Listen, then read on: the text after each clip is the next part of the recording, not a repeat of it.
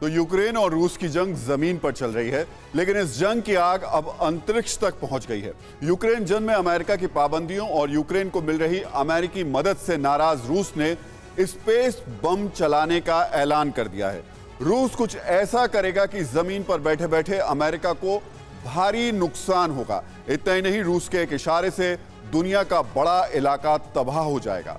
रूस पलक झपकते ही अमेरिकी सैटेलाइट तबाह कर सकता है। इतना ही नहीं, रूस का यह स्पेस बम नेटो के देशों को भी भारी नुकसान पहुंचा सकता है।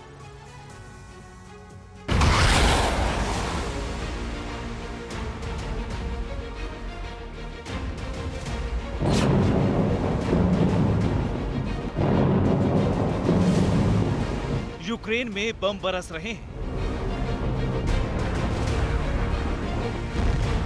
रूस की मिसाइलें कहर बरसा रही हैं। रूस के विध्वंसक सैन्य अभियान को देखते हुए अमेरिका और नाटो में शामिल उसके दोस्त वॉर एक्सरसाइज कर रहे हैं।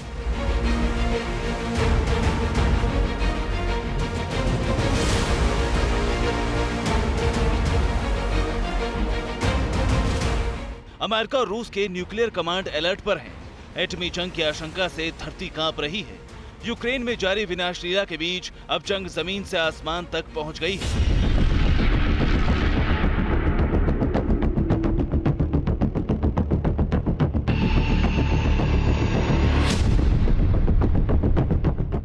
अमेरिका और रूस के बीच तनातनी का असर धरती के साथ अब आसमान में भी दिखाई देने लगा है। अमेरिका धरती पर आर्थिक प्रतिबंध लगाकर रूस को कमजोर करने का सपना देख रहा है।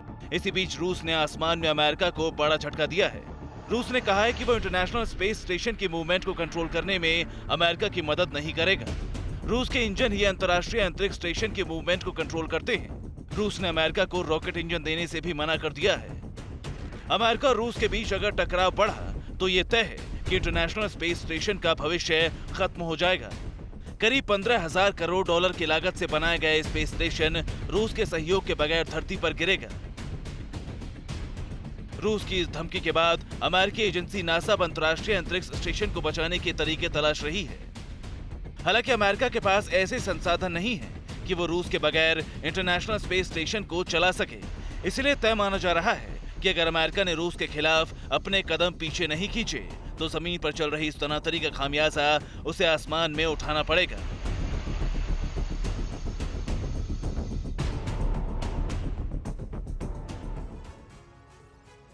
परवाह देश की, सोमवार से शुक्रवार रात 10 बजे TV9 भारतवर्ष पर।